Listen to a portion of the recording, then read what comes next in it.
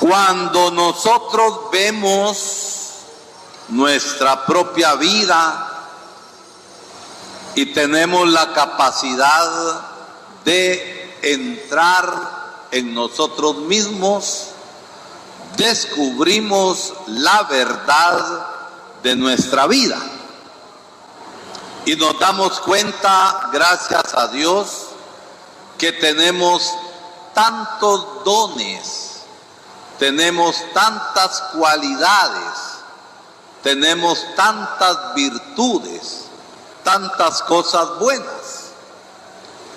Pero si somos honestos, también nos damos cuenta que tenemos defectos, que tenemos cosas que no son buenas, que tenemos tendencias negativas y que tenemos pecados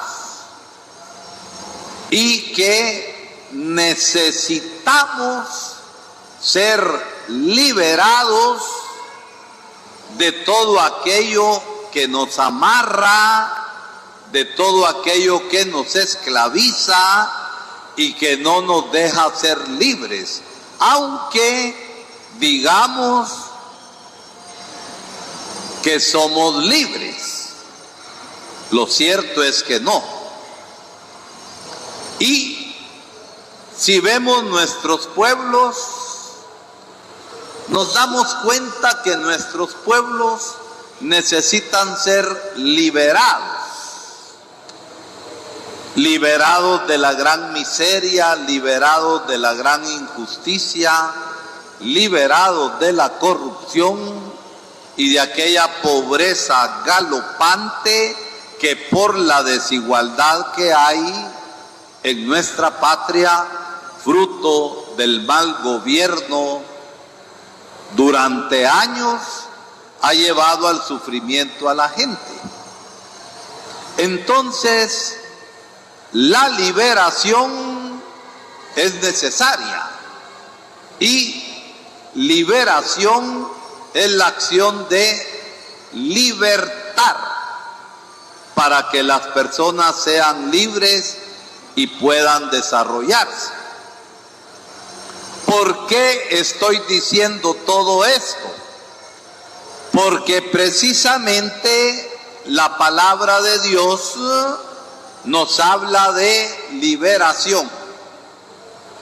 En la primera lectura, todos sabemos quién fue Moisés, el salvado de las aguas.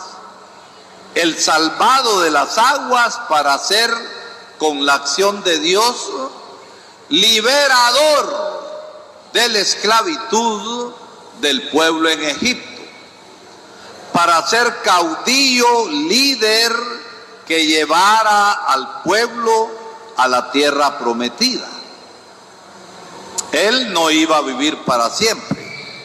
Murió a la edad con fuerza y con vigor de 120 años, pero ya no entró a la tierra prometida, sino que fue Josué, que recibió la misión. Pero era Dios el que estaba actuando y liberando al pueblo.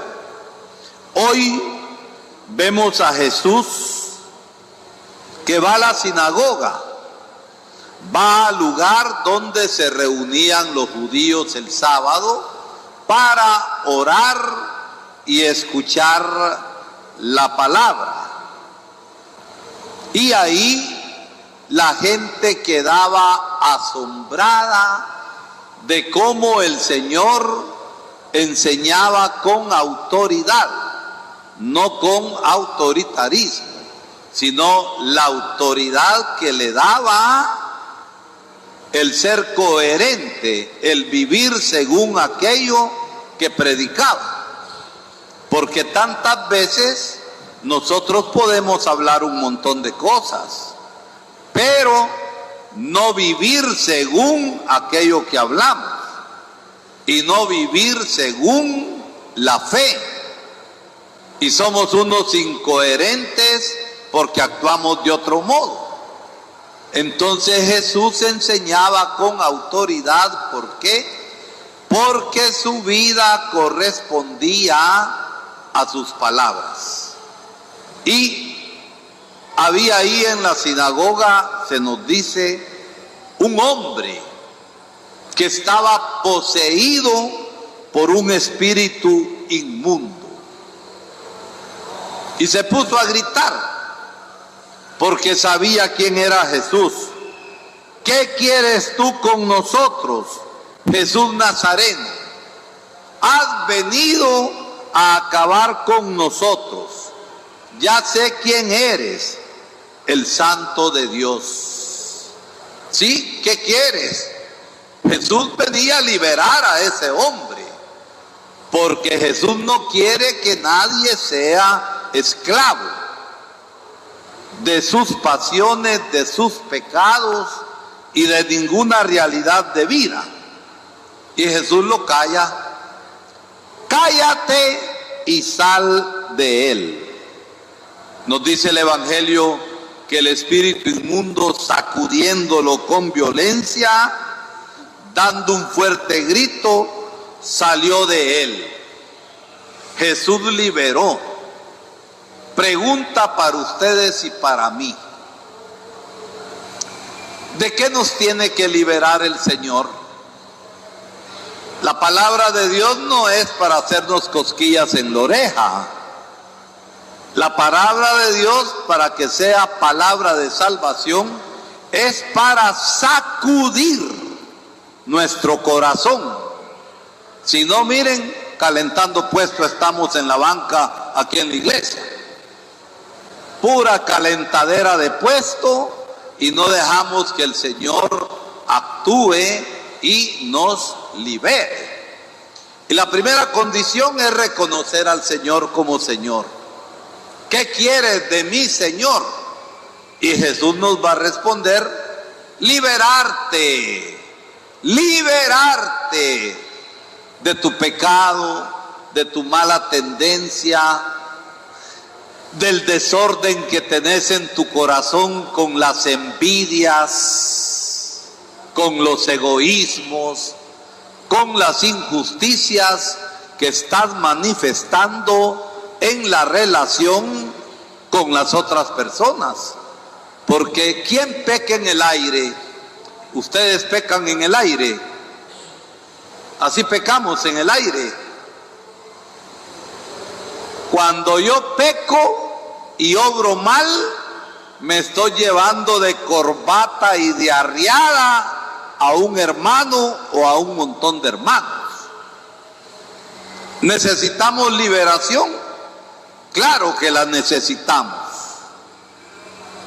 El país necesita liberación para empezar un camino, un proceso hacia la honradez, y que todos como guatemaltecos tenemos que poner nuestra parte, y no basta solamente votamos para que hubiera otro gobierno y dijimos no a la corrupción. Ojalá que no hayan políticos con deuda que después tengan que pagar a gente mafioso, y en las alcaldías, en las municipalidades de nuestro pueblo no se haga obra. ¿Por qué? Porque se cubrieron con la misma chamarra de la corrupción. Bueno es pelar a los que dejaron el puesto, pero son las obras de honradez las que deben hablar hoy.